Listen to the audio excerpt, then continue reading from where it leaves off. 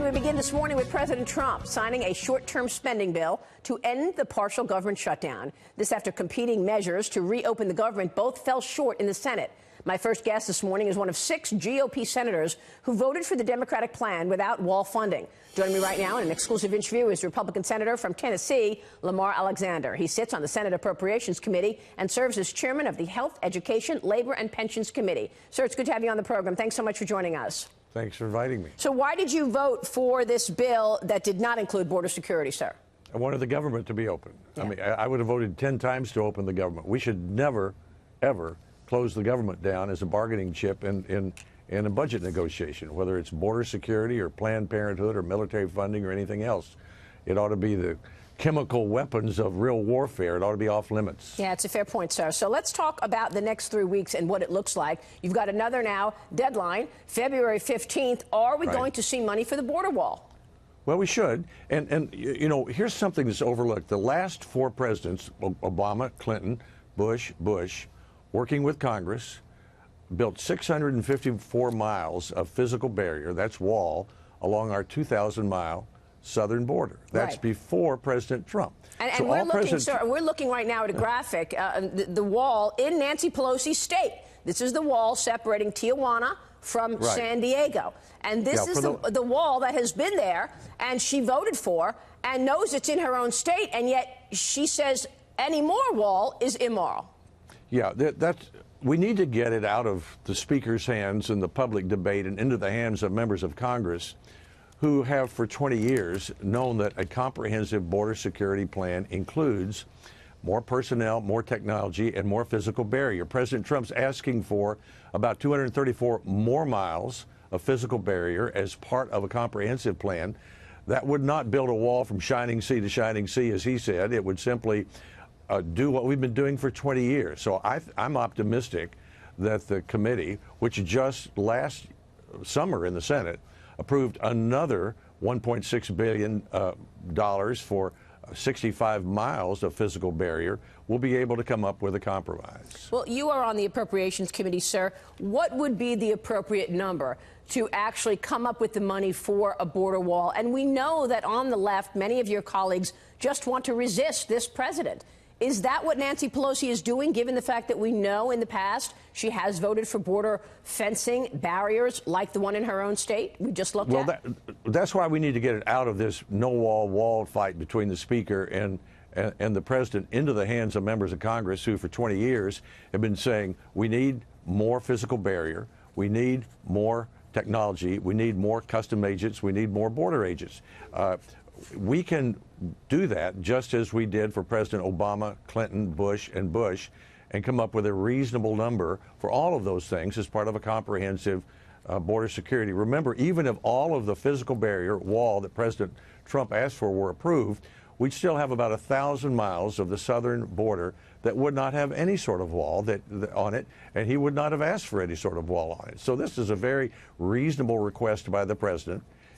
He's done what they asked him to do, which is to cooperate in opening the government. It's now time for them to be reasonable and do again what they've done for 20 years working with other presidents. So how can you do that? Can you actually get it out of the Speaker's hands and this fight between Nancy Pelosi and Donald Trump, get it firmly in Congress's hands and have practical solutions? Do you think that's possible?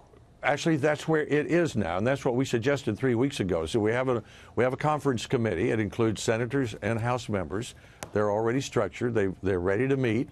They're the ones that have, in the past, approved as recently as last year in the Senate more technology, more personnel, more physical barrier, and so it'll be their job then to recommend to the House and the Senate and the President what a solution is. And they'd be smart not to recommend something the President couldn't sign, because under the Constitution, if you want a law, the President has to sign it. So they'll be checking with him, and I'm sure checking with the leaders of the Senate and the House along the way. But it won't be this highly publicized stuff where the President comes out and says wall, and Nancy comes out of her office in 5 minutes and says no wall. Right. That's not the way you get a result. That's right. But you said, you know, let's get it out of that fight and into Congress's hands so that something can be done about it. Do you feel that you and your colleagues will have the power to do that? Because we know that many of the incoming Democrat freshmen congressmen actually are moderate, and they want to get things done. They signed a letter, sent it to leadership, saying, we don't want all of this bluster about investigations. We want to get things done for the American people. Will they have the influence? Will you have the influence in order to get this done, get it out of the fighting words, and actually toward border security, including a fencing? Well, we'll see. But most of us learn after we're here a few weeks that it doesn't take much courage or skill to take a position. You can stay home and do that. It does take some courage and some skill to get a result, and that's what the members of this conference committee will be trying to do, to get comprehensive border security on the southern border, and where appropriate, more technology, more personnel, and more physical barrier, meaning wall. Well, being on the Appropriations Committee, can you share with us the priorities? What would it cost? What is a practical number? The president is asking for $5.7 billion. The Democrats will push back. What do you think is realistic in terms of the next 3 weeks of negotiation? Well, I can give you the number that was approved by the Senate. Last year was $5.7 billion, $1.6 billion for new physical barrier or 65 miles of wall. Now, the president's in the middle of the year said, well, we've got a problem on the border that I didn't anticipate. We need another $7 billion. He's asked for $4.1 billion for a physical barrier of that. That's what the Congress will consider. That's what the conference will talk about.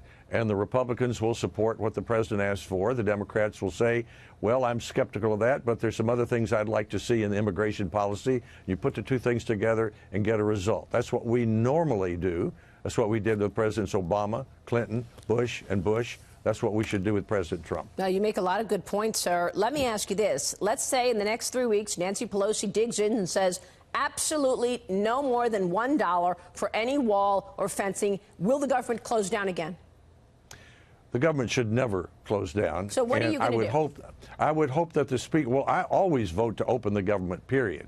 But I hope the Speaker would do, she's taken her position, the President's taken his. Now step back and let the Congress come up with a result and allow it to happen. I mean, if we can't do it on this, we can't do it on anything. And typically we do this. I've worked on a great many issues, like fixing No Child Left Behind, where President Obama said there are 3 things I want in the bill or I won't sign it. I said, okay, Mr. President, I read the Constitution. They'll be in there, but give me some time to work out a bill that Republicans can support with a lot of things that we like that you probably don't like. And so we were able to do that. That's what we do. And the Speaker should step back, and the President should too, actually. Give us these 3 weeks to try to get a result. I think we can. Senator, it's good to have you on the program this morning. Thanks so much. Thank you, Maria. We appreciate your time this morning, Senator Sen Alexander.